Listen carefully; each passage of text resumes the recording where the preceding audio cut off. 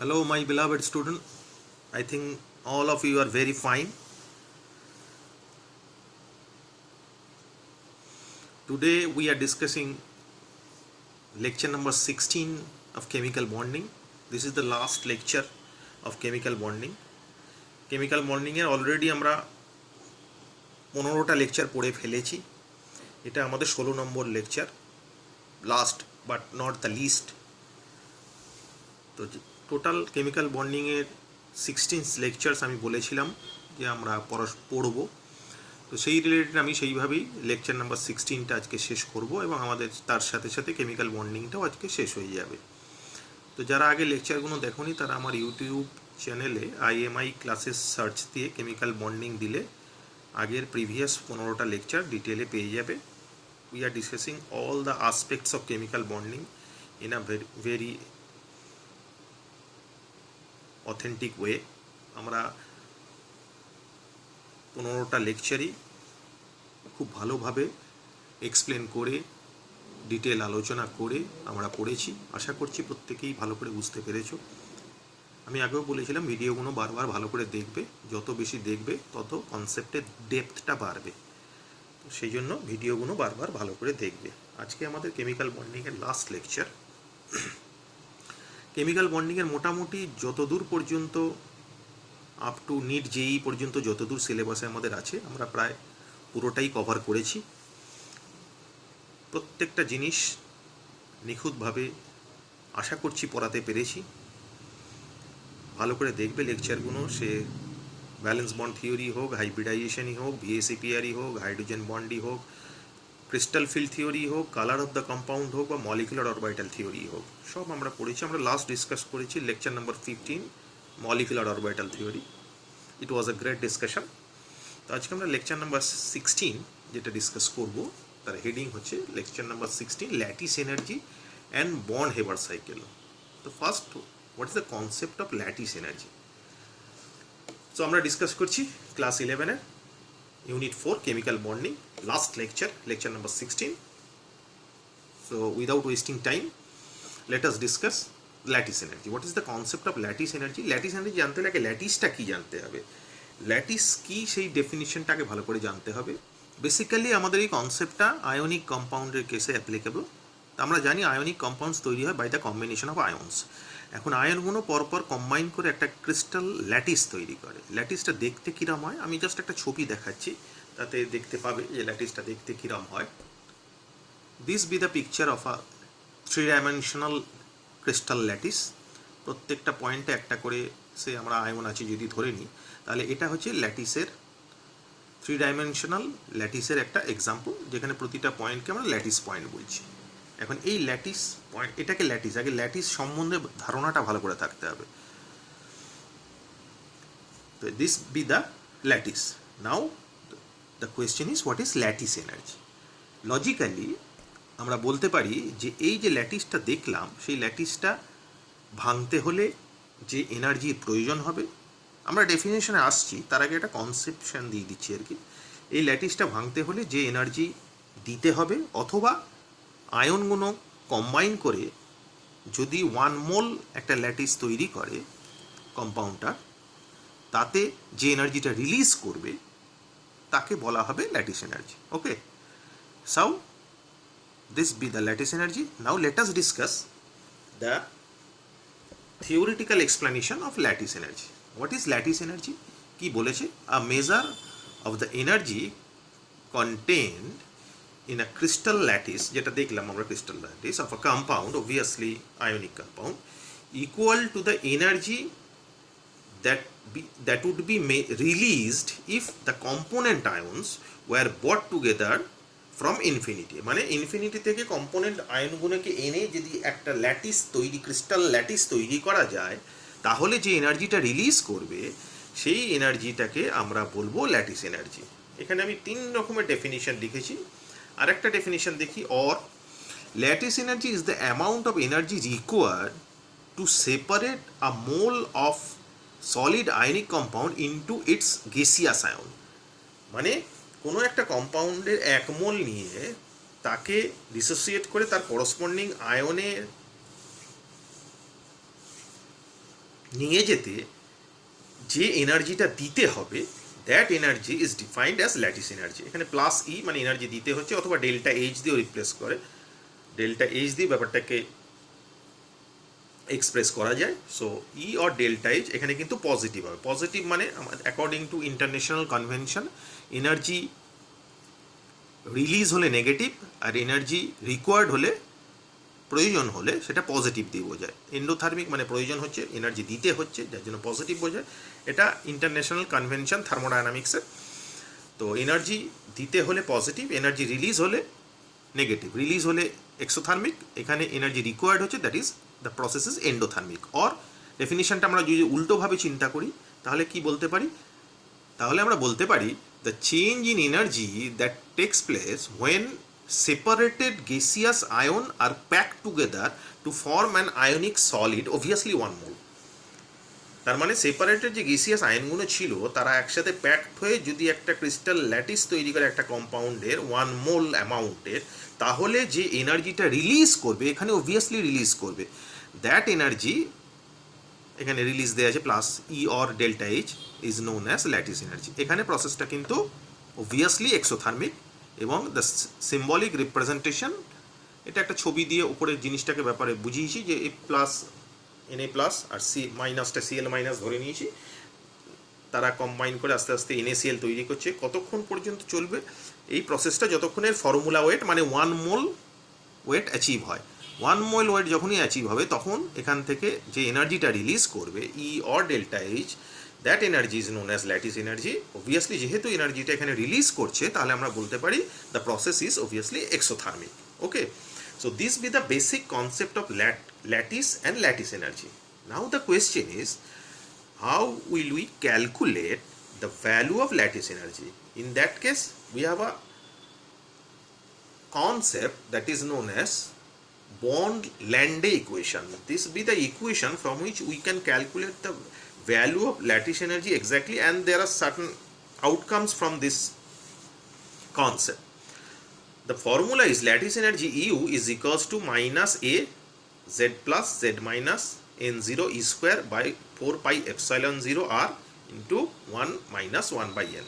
কোনটা কি টার্ম? এটা হচ্ছে একটা constant which is known as Madelung constant. এখানে অবভিয়াসলি মাইনাস সাইনটা দেওয়া হয়েছে কেন? কারণ এনার্জিটা রিলিজ করছে সেটা ধরে নিই। ওকে, জেড প্লাস হচ্ছে ক্যাটায়নের চার্জ। এটা কি বললাম? Madelung constant depend on geometry of the molecule. যে মলিকুলটা নিয়েছে তার জিওমেট্রির ওপর মেডেলাং কনস্ট্যান্টের ভ্যালুটা ডিপেন্ড করে, এর ভ্যালুটা গিভেন থাকবে, এটা একটা constant. Z plus charge of the cation, যদি NaCl হয় তার মানে Na প্লাস মানে charge plus 1। Z minus be the charge of the anion, NaCl হলে Cl মাইনাস মানে অ্যানায়নের charge -1।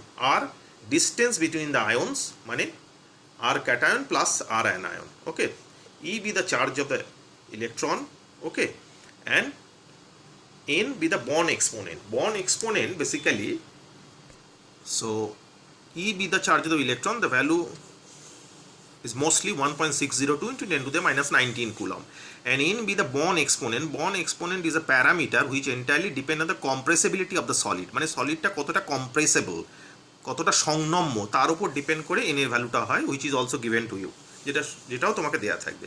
So this be the formula which is known as Bond-Lande equation, from which we can calculate the value of lattice energy more accurately. Okay, now the question, what are the outcomes? এটা থেকে কি কি বেরিয়ে আসছে, এটা থেকে আমি physical সিগনিফিকেন্সটা কীভাবে বলতে পারবো, এবং সেটা থেকে আমি তার অ্যাপ্লিকেশন পোর্শনটা কীভাবে দেখাতে পারবো, সেটা আমরা একটু দেখবো এখানে। তারপর লাস্টে কিছু এক্সাম্পল নিয়ে, ওয়ার্কআউট এক্সাম্পল নিয়ে দেখবো, টেস্ট ইউর সেলফ কোয়েশ্চেনও দেবো। প্রথম যেটা দেখতে পাচ্ছি আমি, considering other parameter, lattice energy is inversely proportional to the radius. Radius means cation radius plus anion radius. তার মানে রেডিয়াস যত বাড়বে ল্যাটিস এনার্জি তত কমবে, রেডিয়াস যত কমবে ল্যাটিস এনার্জি তত বাড়বে। So U is inversely proportional to R. তার মানে রেডিয়াস যত বাড়বে ল্যাটিস এনার্জি তত কমবে, বা রেডিয়াস যত কমবে ল্যাটিস এনার্জি তত বাড়বে। Let us see an example. Lithium fluoride আর সিজিয়াম ফ্লোরাইড। আমরা জানি যে লিথিয়াম ফ্লোরাইড আর সিজিয়াম ফ্লোরাইডের মধ্যে সিজিয়াম আয়োডিনের বন্ড ডিস্টেন্স বা বন্ড লেন্থ অনেক বেশি in comparison to lithium fluoride. তাহলে এখানে যেহেতু বন্ড লেন্থ বেশি মানে আরটা বেশি, তার মানে এর ল্যাটিস এনার্জি অবভিয়াসলি কম হবে logically according to the given equation. আবার LiF এর বন্ড লেন্থ কম, বন্ড লেন্থ কম মানে আর এর ভ্যালু কম, আর এর ভ্যালু কম মানে ল্যাটিস এনার্জি ভ্যালু বেশি হবে, and this be the fact. সেই জন্য দেখা যাচ্ছে যে LIF এর বন্ড লেন্থ যেহেতু কম, তাহলে ল্যাটিস এনার্জি অবভিয়াসলি বেশি হবে। সেই জন্য ভ্যালু হচ্ছে, উইদাউট নেগলেক্টিং দ্য সাইন, সাইনটা নিয়ে আমরা বলছি না, সাইনটা জাস্ট এনার্জি রিলিজ করছে বলে দেওয়া আছে। তো ভ্যালু ইজ 1004, মানে 1004 জুলস। আর সিজিয়াম আয়োডাইডের সেইটাই কিন্তু 527 জুল, অবভিয়াসলি কম, কারণ সিজিয়াম আয়োডাইডের বন্ড লেন্থ বেশি, তার মানে ল্যাটিস এনার্জি কম হবে। লিথিয়াম ফ্লোরাইডের বন্ড লেন্থ কম, তার মানে ল্যাটিস এনার্জি বেশি হবে। ওকে, এটা একটা ফ্যাক্ট আউটকাম, যেটাই বন্ড ল্যান্ড ইকুয়েশন থেকে। This be the very crucial, যেটা থেকে বিভিন্ন ধরনের কোয়েশ্চেন আসে পরীক্ষায় এবং যেগুলো ঠিকঠাকভাবে আনসার করতে হবে। 2 নম্বর হচ্ছে রিগার্ডিং দ্য চার্জ। দেখা যাচ্ছে যে lattice energy is directly proportional to the charge of the corresponding species. তাহলে U is directly proportional to Z plus and Z minus. Let us see some example. Lithium fluoride আর magnesium oxide নিয়েছি। Lithium ফ্লোরাইডে Li plus আর F minus হয়, তার মানে একটা positive charge তার আয়ন 1 আর একটা নেগেটিভ চার্জ তার আয়ন 1, তাহলে টোটাল কত হচ্ছে 1 × 1 প্লাস এগেন 1 × 1, তখন টোটাল চার্জ 2। আর ম্যাগনেসিয়াম অক্সাইডে একটা ক্যাটায়ন চার্জ প্লাস 2, একটা অ্যানায়ন চার্জ মাইনাস 2, তাহলে 1 × 2 প্লাস 1 × 2 মানে 4। তাহলে এক্সটেন্ট অফ চার্জ বা ইন্টেন্সিটি অফ চার্জ কার ক্ষেত্রে বেশি? অবভিয়াসলি ম্যাগনেসিয়াম অক্সাইডের কেসে বেশি in comparison to lithium fluoride. তাহলে since the lattice energy value is directly proportional to the charge, তাহলে লিথিয়াম ফ্লোরাইডের চার্জ যেহেতু কম, অবভিয়াসলি তার ল্যাটিস এনার্জি কম হওয়ার কথা, whereas ম্যাগনেসিয়াম অক্সাইডের চার্জ যেহেতু বেশি, তার ল্যাটিস এনার্জি বেশি হওয়ার কথা। That B the actual fact, সেটাই আসল ঘটে। So this be the evidence, value দেওয়া আছে যে ম্যাগনেসিয়াম অক্সাইডের ল্যাটিস এনার্জি লিথিয়াম ফ্লোরাইডের থেকে বেশি। কত ভ্যালুটা? ম্যাগনেসিয়াম অক্সাইডের ভ্যালু নিয়ার অ্যাবাউট 4000, মানে 3998 জুল, whereas লিথিয়াম ফ্লোরাইডের ভ্যালুটা হচ্ছে 1004 জুল। ওকে, পরিষ্কার? আশা করছি প্রত্যেকে ভালো করে বুঝতে পেরেছো। এরপর আমরা নতুন একটা কনসেপ্ট নিয়ে ডিসকাশন করব। That concept is known as born Haber cycle, মানে একটা সাইকেল, যে সাইকেল থেকে we can calculate the value of lattice energy. আগে একটু জেনে নিই কি বলেছে। It is a thermodynamic cycle correlating the heat of formation of a compound with the other thermodynamical quantities. Among these are included in the energy term involved in various processes which may be carried out successively to form the same substance in a different path. মানে একটা ionic compound তৈরি করব, সেটা direct তৈরি হতে পারে, তাতে যে এনার্জিটা হবে, আর সেই কম্পাউন্ডে যদি ডিফারেন্ট পাথ ফলো করে আলটিমেটলি হয়, তাহলে সেই ডিফারেন্ট পাথের যে এনার্জি প্যারামিটারগুলো সেগুলো কনসিডার করে ল্যাটিস এনার্জি ক্যালকুলেট করব। আর যদি ডাইরেক্ট রিয়াকশন করে বা ডাইরেক্ট কম্বাইন হয়ে কম্পাউন্ড তৈরি করে, তাহলে সেটার সাথে এই ডিফারেন্ট প্যারামিটারগুলো কীভাবে ট্যাগ করে আমি ল্যাটিস এনার্জি ক্যালকুলেট করতে পারি, সেটা দুজন সায়েন্টিস্ট দিয়েছিলেন, সেই জন্য নাম হচ্ছে বর্ন হেবার সাইকেল। ওকে, তো সেখানে এই যে বলেছে যে other thermodynamical quantities, what are the other thermodynamical quantities, সেটা একটু আগে জেনে নিই। ওকে, সো এখানে ইলাস্ট্রেটিভ এক্সাম্পল নিচে NaCl তৈরি করছি। NaCl তৈরি করতে গেলে প্রথমে Na সলিড থেকে তাকে গ্যাসে নিয়ে যেতে হবে। সলিড থেকে ডাইরেক্ট গ্যাসে নিয়ে যেতে হলে অবভিয়াসলি আমরা জানি হিট দিতে হয়, and the process is known as sublimation. যেহেতু দিতে হচ্ছে, সেই জন্য এখানে আমরা কনসিডার করব পজিটিভ। যদি মানে আমি একটু আগেই বললাম, হিট গিভেন হলে পজিটিভ, হিট রিলিজ হলে নেগেটিভ। তাহলে Na সলিড থেকে Na গ্যাসে গেলে the process is sublimation, since heat is required, that's why it is plus S for sublimation. এরপরে Na গ্যাস থেকে Na আয়নে নিয়ে যেতে হলে, গ্যাসিয়াস আয়নে নিয়ে যেতে হলে, অবভিয়াসলি আমরা পড়েছি পিরিয়ডিক টেবিলে, the process is known as ionisation potential, সেখানেও এনার্জি দিতে হয়, obviously that's why it is plus I। Okay, now in case of anion, first chlorine gas থেকে আমি ক্লোরিন অ্যাটম গ্যাসে নিয়ে যাব, গ্যাসিয়াস ক্লোরিন অ্যাটমে নিয়ে যাব ফ্রম ক্লোরিন মলিকুল। তাহলে অবভিয়াসলি এইভাবে লিখবো। এক্ষেত্রে কি হচ্ছে, অবভিয়াসলি এটা ডিসোসিয়েশন হচ্ছে, তাতে এনার্জি দিতে হবে নাকি রিলিজ করবে? অবভিয়াসলি দিতে হবে। That's why half chlorine molecule নিয়ে ক্লোরিন অ্যাটম তৈরি করছি, অবভিয়াসলি যে এনার্জিটা দিতে হচ্ছে plus half D for dissociation. এরপরে যে ক্লোরিন গ্যাসটা পেলাম, সেটাকে অবভিয়াসলি Cl মাইনাস গ্যাসিয়াস আয়নে নিয়ে যেতে হবে। আমরা জানি the process is known as electron affinity, সেখানে কিন্তু এনার্জি রিলিজ করে। So that's why the process is Ea and the sign is negative. এখন এই Na প্লাস আর Cl মাইনাস দুটো গ্যাসিয়াস আয়ন কম্বাইন করে যে NaCl সলিডটা তৈরি করবে, অবভিয়াসলি 1 মোল যদি তৈরি হয়, সেক্ষেত্রে যে এনার্জিটা রিলিজ করে আমরা একটু আগেই সেটা জানলাম, that energy is known as lattice energy, since এনার্জিটা রিলিজ করছে, দ্যাটস ওয়াই মাইনাস সাইন। আর symbolic representation of lattice energy হচ্ছে ইউ। ওকে, এই হচ্ছে আদার থার্মোডাইনামিক্যাল কোয়ান্টিটিস যেগুলো কনসিডার করে আমি NaCl এর ফরমেশনটা দেখাবো। এবার যেটা বলার সেটা হচ্ছে যে NaCl তো ডাইরেক্ট রিয়াকশন করে হতে পারে, সলিড আর ক্লোরিন গ্যাস ডাইরেক্ট রিয়াকশন করে হতে পারে, NaCl সলিড 1 মোল, সেক্ষেত্রে যে এনার্জিটা রিলিজ করবে সেটা আমি ডেল্টা এইচএফ ফরমেশন, এফ মানে ফরমেশন, ডেল্টা এইচএফ দিয়ে রিপ্রেজেন্ট করেছি, নেগেটিভ সাইন অবভিয়াসলি এনার্জিটা রিলিজ করছে বলে। এবার এই দুটোকে কিভাবে আমি ট্যাগ করব, এই দুটোকে ট্যাগ করতে হলে আমাদের যে প্রসেসটা ফলো করি সেটা হচ্ছে now we can say the algebraic sum of the energy term should be equal to the heat of formation of delta H. Obviously এই যে টার্মগুলো পেলাম তাদের অ্যালজেব্রিক সামটা অবভিয়াসলি ডেল্টা এইচের মানে এইখানে যে হিট অফ ফরমেশন হয়েছে তার সঙ্গে ইকুয়াল হবে। এটা কোথা থেকে এলো? এটা আমরা যে অ্যাকচুয়ালি যে কনসেপ্ট থেকে এটা দেখাতে পারি সেটা হচ্ছে থার্মোডাইনামিক্যাল একটা concept, that concept is known as Hess's law. একবার হেসেস লটা ছোট্ট করে জেনে নিই। This be the small example of Hess's law. A থেকে ডাইরেক্ট বি তৈরি হচ্ছে যখন হিটটা রিলিজ করছে এইচ। এবার এ থেকে বিটা এইভাবেই হতে পারতো, প্রথমে এ থেকে সি যার জন্য হিট রিলিজ করেছে H1, সি থেকে ডি যার জন্য হিট রিলিজ করেছে H2, ডি থেকে বি যার থেকে হিট রিলিজ করেছে H3। ওকে, তাহলে অ্যাকর্ডিং টু হেসেস ল, যে সায়েন্টিস্ট ওনার নাম হেসেস, অ্যাকর্ডিং টু হেসেস ল আমরা বলতে পারি যে এই এ থেকে বি তৈরি হতে যে হিটটা রিলিজ করেছে that heat should be equal to the heat algebraic sum of this heats. So আমরা লিখতে পারি H is equals to H1 plus H2 plus H3। This be the Hess's law from thermodynamics. এবার এই কনসেপ্টটাই আমরা lattice energy born Haber সাইকেলে কাজে লাগাবো। কিভাবে কাজে লাগাচ্ছি লেট আস সি। আমার delta HF heat of formation one step process, যেটা ওই ডিফারেন্ট প্যারামিটারের সাথে ইকুয়াল হবে, সেটাই আমি এখানে লিখেছি যে minus delta HF should be equals to heat of sublimation plus ionization potential plus half dissociation minus electron affinity minus lattice energy by Hess's law. তাহলে এই যে প্রসেসটা আমরা দেখলাম এটাকে যদি আমরা একটা সাইকেল হিসেবে লিখতে পারি তাহলে কি বলেছে, this equality can be represented by arranging the 5 steps successively in a cyclic manner which represent a Born Haber cycle.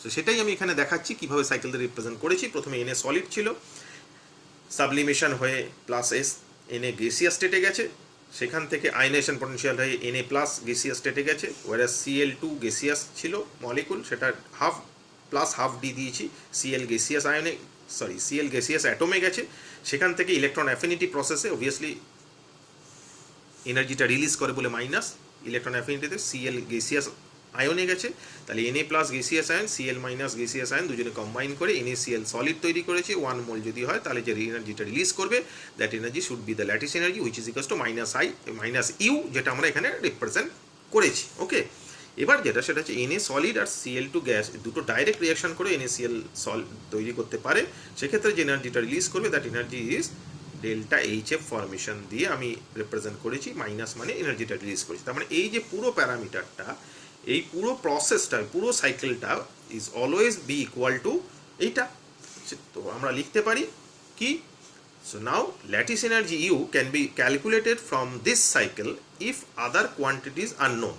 তাহলে এই সাইকেল থেকে আমরা ল্যাটিস এনার্জি বার করতে পারি যে ইউ ইজ ইকুয়াল, যেখানে আমি এটা লিখলাম সেখান থেকে ইউটাকে এদিকে নিয়ে এলাম, এইচটাকে ডেল্টা এইচএফটাকে এদিকে নিয়ে এলাম, তাহলে U is equals to delta HF plus S plus I plus half D minus ইএ।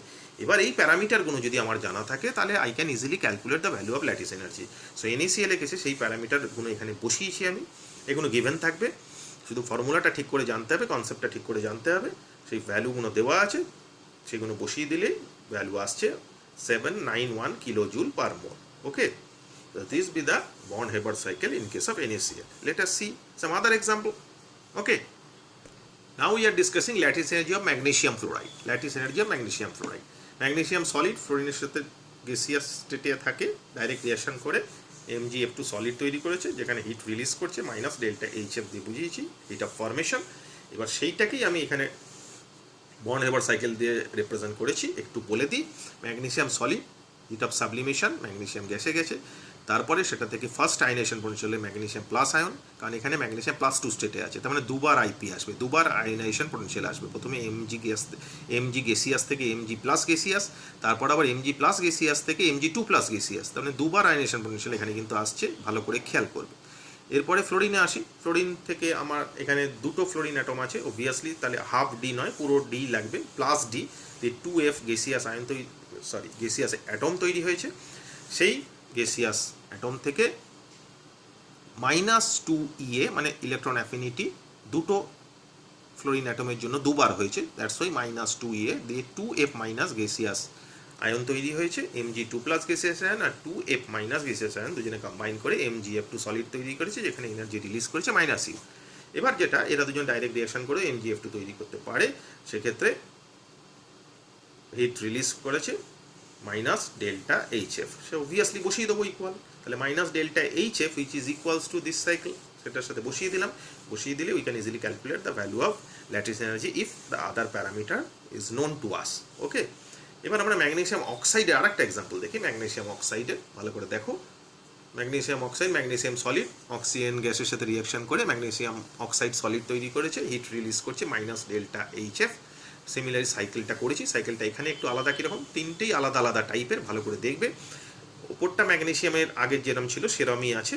প্রথমে ম্যাগনেসিয়াম সলিড থেকে ম্যাগনেসিয়াম গ্যাস থেকে magnesium plus gaseous ion, magnesium 2+ gaseous ion. তলারটা আলাদা, তলারটা O2 গ্যাসিয়াস ছিল, সেখান থেকে হাফ ডি দিয়ে ও পেয়েছি গ্যাসিয়াস আয়ন, সেখান থেকে ইলেকট্রন অ্যাফিনিটি O- একবার, আবার আর একটা, কারণ এখানে অক্সিজেন 2- দরকার, সেক্ষেত্রে আবার ইলেকট্রন অ্যাফিনিটি মানে EA1 আর EA2। এক্ষেত্রে খেয়াল রাখতে হবে সেকেন্ড ডিএটা কিন্তু positive, this be the most crucial area, যেটা সবার ভুল হয়। এটা মাথায় রাখবে যে প্রথম ইলেকট্রন অ্যাফিনিটি এনার্জি রিলিজ করছে, যার জন্য নেগেটিভ সাইন দিয়ে বোঝাচ্ছে, পরের ইলেকট্রন অ্যাফিনিটি কিন্তু instead of releasing energy required হয়, প্রয়োজন হয়, যার জন্য কিন্তু প্লাস সাইন দিয়ে, এই দুটো জায়গা ভুল হয়, ভালো করে খেয়াল রাখবে। প্লাস EA2 দিয়ে বুঝিয়েছি, দিয়ে O2- গ্যাসিয়াস আয়ন হয়েছে। এবার এই দুটো গ্যাসিয়াস আয়ন কম্বাইন করে MgO সলিড তৈরি করেছে, যেখানে এনার্জি রিলিজ করেছে -U। So this cycle is obviously equal to -ΔHF। ইকুয়ালিটিতে করে দিয়েছি, করে দিয়ে we can easily calculate the value of U which be the lattice energy of magnesium oxide। সেক্ষেত্রে এই ক্রুশিয়াল জায়গাটা কিন্তু ভালো করে খেয়াল রাখবে, অনেকে এই জায়গাটা ভুল করে, এটাও -EA করে দেয়, কিন্তু নয়। ইলেকট্রন অ্যাফিনিটি প্রসেসে সেকেন্ড ইলেকট্রন অ্যাফিনিটি কিন্তু অক্সিজেনের পজিটিভ, সেটা মাথায় রাখবে। এতে নিউমেরিক্যালস আসতে পারে, এবার সেই ফর্মুলাটা যদি ঠিকঠাকভাবে না অ্যাপ্লাই করো তাহলে কিন্তু ভুল বেরোবে আনসার, জন্য এই জায়গাটা কিন্তু খেয়াল রাখবে, সেই জন্য এই জায়গাটা আমি হাইলাইট করলাম। এরপরে যেটা সেটা হচ্ছে যে factor on which lattice energy depend, কিসের ওপর ল্যাটিস এনার্জি ডিপেন্ড করে, যেটা আমরা প্রথমেও ডিসকাস করেছি, আর একবার ডিসকাস করবো, দিয়ে কিছু ওয়ার্কআউট এক্সাম্পল নিয়ে ডিসকাশন করবো, যাতে কনসেপশনটা আমাদের আরও পরিষ্কার হয়। কি বলেছে, factors on which lattice energy depends. Number 1, higher the forces of attraction between the ions, higher will be the lattice energy. Obviously যত আয়নগুলোর ওপর অ্যাট্রাকশন বেশি হবে তত তারা স্ট্রংলি বাউন্ডেড থাকবে, তাদের মধ্যে ইন্টারমলিকুলার অ্যাট্রাকশন বেশি হলে দে আর স্ট্রংলি বাউন্ডেড, তো সে তাদের ল্যাটিস এনার্জি অবভিয়াসলি বেশি হবে। Second, higher the charge of the ions, higher will be the lattice energy. সেটা আমরা একটু আগেই পড়েছিলাম যে আয়নগুলোর চার্জ যত বেশি হবে ল্যাটিস এনার্জি তত বেশি হবে, because lattice energy is directly proportional to the charge. Next, larger the or the bigger the size of the ions, আয়নের সাইজ যত বড় হবে lower will be the lattice energy, সেটাও আমরা একটু আগে পড়েছিলাম যে lattice energy is inversely proportional to the radius। তো সেখানে দুটোকে একসাথে ট্যাগ করলে আমরা লিখতে পারি কি, যে lattice energy is directly proportional to the charge and lattice energy is inversely proportional to the size। এটা ডিসকাসড আর্লিয়ার, আমরা আগে ডিসকাস করেছি। ওকে, এই পর্যন্ত ভালো করে সবাই বুঝতে পেরেছো আশা করছি। So now let us see some example, illustrative example কিছু দেখবো, যেগুলো দেখলে আমার কনসেপশনটা একদম পরিষ্কার হবে। Okay, let us see. Our first question, the order of lattice energy of NAF, MgF2, AlF3. তিনটে কেসেই অ্যানায়নটা same, so we are not interested about the anion. Anion নিয়ে আমাদের চিন্তা করার প্রয়োজন নেই, ক্যাটায়নগুলোকে দেখতে হবে। ক্যাটায়নে দেখা যাচ্ছে Na+, Mg2+, Al3+। আমরা একটু আগেই দেখলাম যে lattice energy is directly proportional to the charge, তার মানে যার চার্জ বেশি হবে তার ল্যাটিস এনার্জি অবভিয়াসলি বেশি হবে, সিম্পল। তাহলে কার চার্জ বেশি, অ্যালুমিনিয়ামের চার্জ বেশি, তার মানে তিনটেতেই অ্যানায়ন সেম হলে ক্যাটায়নের চার্জের ইন্টেন্সিটির ওপরে ল্যাটিস এনার্জি ডিপেন্ড করবে। যত ক্যাটায়নের চার্জ ইন্টেন্সিটি বাড়বে তত ল্যাটিস এনার্জি বাড়বে। তাহলে according to that fact we can say aluminium trifluoride, it means AlF3 having a highest lattice energy among these three, so the order should be AlF3 greater than MgF2 greater than NAF. Okay, same case Al2O3, MgO, Na2O। obviously বুঝতেই পারছো anion same, ক্যাটায়নের উপর depend করবে, ক্যাটায়নের size যত বেশি হবে তত lattice energy বেশি হবে। এখানে অ্যালুমিনিয়াম চার্জ +3, এখানে +2 ম্যাগনেসিয়ামে আর +1 সোডিয়ামে, অবভিয়াসলি ল্যাটিস এনার্জি অর্ডারটা হবে এটা। নেক্সট আমরা আরেকটা এক্সাম্পল আসি, Li2O অ্যান্ড Li3N দুটোতেই আমার এবার ক্যাটায়নটা সেম, আগেরটা অ্যানায়ন সেম ছিল কিন্তু। তাহলে লেট আস সি অ্যানায়নের কেসে কি দেখতে পাচ্ছি, অ্যানায়নের কেসে দেখতে পাচ্ছি অক্সিজেনের চার্জ এখানে কত হবে, অবভিয়াসলি -2 হবে। আর নাইট্রোজেনের চার্জ এখানে কত হবে, অবভিয়াসলি -3 হবে। কার চার্জ বেশি, নাইট্রোজেনের চার্জ বেশি। অ্যানায়নের যার চার্জ বেশি হবে তার ল্যাটিস এনার্জি বেশি হবে, বিকজ আমরা জানি যে lattice energy directly proportional to the charge of the cation Z+ and charge of the anion Z-। তাহলে এখানে ক্যাটায়নটা নিয়ে আমরা ইন্টারেস্টেড নয়, কারণ ক্যাটায়নটা দুটোতেই সেম আছে। তাহলে অ্যানায়নে যার চার্জ বেশি হবে তার ল্যাটিস এনার্জি বেশি হওয়ার কথা। নাইট্রোজেনের চার্জ -3, অক্সিজেনের চার্জ -2, অবভিয়াসলি নাইট্রোজেনের যেহেতু চার্জ বেশি, তাহলে লিথিয়াম নাইট্রাইডের lattice energy obviously greater than lithium oxide. Do not confuse it with Fajans rule, Fajans রুলের সাথে কিন্তু কনফিউজ করলে হবে না, খেয়াল রাখতে হবে। এখানে কিছু টেস্ট ইয়োরসেলফ কোয়েশ্চেন দিয়েছি, খুব ইন্টারেস্টিং, ভালো করে বাড়িতে দেখবে। যে NaF, MgCl2, MgCl2, AlCl3, Al2O3, AlN, KCl and KI। আর একটা ইম্পর্টেন্ট ফ্যাক্ট যেটা খুব ক্রুশিয়াল, এখানে আমরা দেখলাম যেটা চার্জ আর সাইজ, এই চার্জ আর সাইজটাকে ভালো করে যদি দেখি তাহলে কিন্তু একটা আর একটার কন্ট্রাডিক্টরি এক্সপ্লেনেশন। যার চার্জ বেশি হবে অবভিয়াসলি তার কিন্তু সাইজ ছোট হবে, এটা কিন্তু খুব ক্রুশিয়াল জায়গা। এরকম দিয়ে যদি কোনো এক্সাম্পল আসে তাহলে কিন্তু কি করতে হবে আমাকে, if in a situation size and charge are contradict to each other, size are charge যদি একে অপরকে কন্ট্রাডিক্ট করে, তার মানে একজনের সাইজ ফেভার করছে, চার্জ ফেভার করছে না, আর একজনের চার্জ ফেভার করছে, সাইজ ফেভার করছে না, তাহলে আমি কি করব, in that case always give priority to the charge, চার্জকে কিন্তু সবসময় প্রায়োরিটি দিতে হবে, এটা কিন্তু খেয়াল রাখতে হবে। Late us see an example, একটা এক্সাম্পল দেখি তাহলে ব্যাপারটা পরিষ্কার হবে। এক্সাম্পল না দেখলে কোনোদিনই পরিষ্কার হবে না। সো আমরা নিচ্ছি NaF আর MgCl2, দুটোর ক্ষেত্রে ক্যাটায়ন আলাদা, অ্যানায়ন আলাদা। ওকে, প্রথমে NaF ডিসোসিয়েট করে Na+F- তৈরি করছে, এখানে MgCl2 ডিসোসিয়েট করে Mg2+ Cl- তৈরি করছে। এখন ক্যাটায়নটা যদি দেখি তাহলে দেখা যাচ্ছে ম্যাগনেসিয়ামের চার্জ সোডিয়ামের থেকে বেশি, সাইজের খুব একটা ইম্প্যাক্ট নেই। অনেকে বলতে পারে স্যার সোডিয়াম আর ম্যাগনেসিয়ামের সাইজ তলা, সাইজে খুব একটা চেঞ্জেস কিন্তু নেই। এর যদি ধরো 128 পিকোমিটার হয় তাহলে এর 132 পিকোমিটার হবে বা 35 পিকোমিটার হবে, সাইজে খুব একটা ইম্প্যাক্ট কিন্তু নেই, কারণ এরা একই পিরিয়ডে আছে, ঠিক আছে। সেক্ষেত্রে খেয়াল রাখতে হবে সাইজে খুব একটা ইম্প্যাক্ট নেই, তাহলে ইম্প্যাক্ট চার্জের ওপরে, যাতে দেখা যাচ্ছে ম্যাগনেসিয়ামের চার্জ বেশি সোডিয়ামের তুলনায়। অ্যানায়নে আসি, অ্যানায়নে যেটা দেখতে পাচ্ছি দুটোতেই চার্জটা সেম, কিন্তু ক্লোরিনের সাইজ ফ্লোরিনের থেকে বড়, কারণ এরা একই গ্রুপে আছে, ফ্লোরিন ওপরে ক্লোরিন নিচে, তার মানে ক্লোরিনের সাইজ বড় অবভিয়াসলি। তাহলে প্রথমটার কেসে অ্যানায়নের সাইজ স্মল, তার মানে অ্যানায়নের ওপর বেস করলে প্রথমটার ল্যাটিস এনার্জি কিন্তু বেশি হওয়ার কথা। এই দুটো কম্পেয়ার, অ্যানায়নের ওপর যদি আমি কম্পেয়ার করি তাহলে প্রথমটার কেসে কিন্তু অ্যানায়নের সাইজ ছোট, since lattice energy inversely proportional to the size, তাহলে প্রথমটার কেসে অ্যানায়নের ওপর বিচার করলে আমার NaF এর ল্যাটিস এনার্জি বেশি হওয়ার কথা। এবার দ্বিতীয়টায় আসি, দ্বিতীয়টার কেসে ক্যাটায়নের ওপর বিচার করলে কিন্তু ম্যাগনেসিয়ামের চার্জ বেশি থাকার জন্য আমরা জানি lattice energy directly proportional to the charge, তাহলে ক্যাটায়নের ওপর বিচার করলে কিন্তু ম্যাগনেসিয়াম ক্লোরাইডের ল্যাটিস এনার্জি বেশি হওয়ার কথা। So we have a confusing situation. অ্যানায়নের ওপর কনসিডার করলে NaF having higher lattice energy, ক্যাটায়নের ওপর যদি আমরা কনসিডার করি তাহলে MgCl2 having higher lattice energy. So we have a situation where charge versus size.